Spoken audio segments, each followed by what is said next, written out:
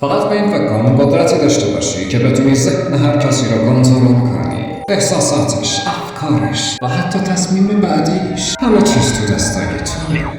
و این جادو نیست، این همون روانشناسی تاریکه، بازی که افراد ماهر در دستکاری ذهن از اون استفاده میکنن تا بدون اینکه دیگران متوجه بشن روی اونها تأثیر بذارن. امروز قراره با 5 تکنیک روانشناسی تاریک آشنا بشی، تکنیکایی که میتونن تو رو از یک فرد معمولی به فردی با نفوذ تبدیل کنن. اما یک کشتر، این مطالب برای آگاهی و آموزشه، از اینا برای سوء استفاده از دیگران استفاده نکن. بعد از دیدن این تکنیک‌ها ممکنه دنیا رو دیگه مثل قبل نبینی.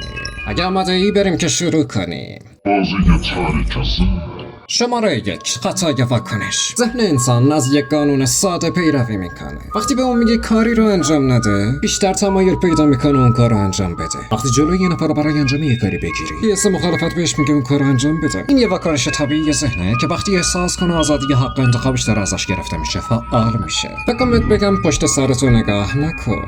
اولین کاری که ذهنت میخواد انجام بده همینه. به این توی روانشناسی میگن خطای واکنش. حالا اگه زرنگ باشی میتونی از این نقطه صافه زمین به نفع خودت استفاده کنی. به جای اینکه مستقیم بگی این کار انجام بده، فقط آروم بگو فکر نکنم از پاسش بر بیای. همین یه جمله کافیه. غرورش بیدار میشه و میخواد خلاف حرفت رو ثابت کنه و بدون اینکه بفهمه همون کاری رو انجام میده که میخواستی.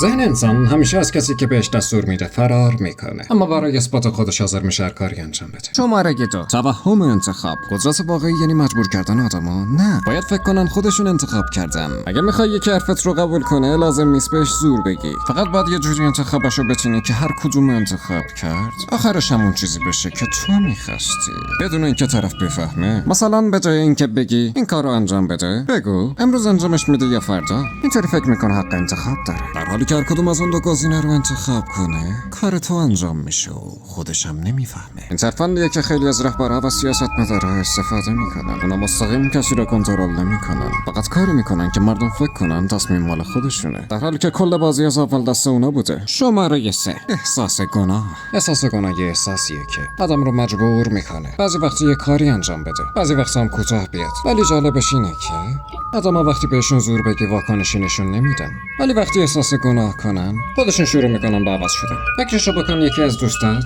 هر بار تفره میره و بهت گول میده که همدیگه رو ببینید. اگه مستقیم بهش بگی تو هیچ وقت برام وقت نمیذاری، کلافه میشه و ممکنه ازت دور بشه. ولی اگه آروم بهش بگی درکت میکنم، اگه منم مهم بودم شاید برای منم وقت میذاشتی، احساس گناه میاد سراغش، احساس میکنه دلتو شکسته و حالا سعی میکنه دوباره بهت نزدیک بشه. خودش شروع میکنه به توضیح دادن تا ازت عذر خواهی کنه. این تله احساس گناهه، تو مجبورش نکردی، فقط یه آینه احساسی جلوش گذاشتی و اون احساس گناه خودش رو توی اون دید. شماره 4. ربایش احساسی. بیشتر آدم‌ها تصمیم‌هاشون رو با احساس میگیرن، نه با منطق. کسی که احساسات یه نفر رو به دست بگیره کنترل ذهنش رو هم به دست گرفته.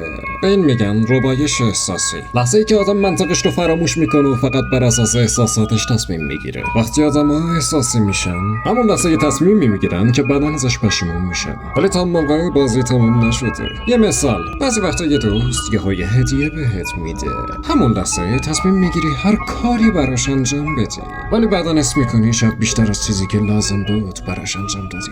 پس اگه میخوای ذهن یک نفر رو کنترل کنی، قبل از اون احساساتش رو کنترل کن، چون آدم یادشون نمیمونه یکی چه منطقی بهش گفت، ولی یادشون میمونه یکی چه حسی بهش داد. شماره 5. قدرت سکوت. سکوت یعنی قدرت. شاید این جمله رو قبلا شنیده باشی، ولی اثرشو وقتی میفهمی که خودت حسش کنی. یه لحظه فکر کن مامانت مدام دعوت میکنه و از عصبانیت داد میزنه، تو استرس گرفتی ولی خودتو کنترل میکنی، اما همین که میرسی پیش بابات هیچی نمیگه، فقط این نگاه تیز بهت میکنه، درق از تنت در میاد، شروع میکنی به ترسیدن. چون اون سکوت از عصبانیت مامانت خطرناکتر به نظر میاد. وقتی طرف مقابل هیچی نمیگه، اون وقت خودت شروع میکنی به هزار جور فکر کردن و همین فکرها از درون تکونت میده. مردم فکر میکنن کسی که بیشتر حرف میزنه قویه، ولی قدرت واقعی دست کسیه که هیچی نمیگه، فقط نگاه میکنه و وقتی لازم باشه اون موقع حرف میزنه. سکوت توی طرف مقابل احساس ناراحتی، احساس گناه و بعضی وقتا ترس ایجاد میکنه. مثال، اگه بخوای یه حقیقتی رو از دوستت بیرون بکشی، فقط یه جمله بگو، نمیخواد بگی همه چی رو میدونم و ساکت شو. هرچی بیشتر ساکت بمونی استرابش بیشتر میشه،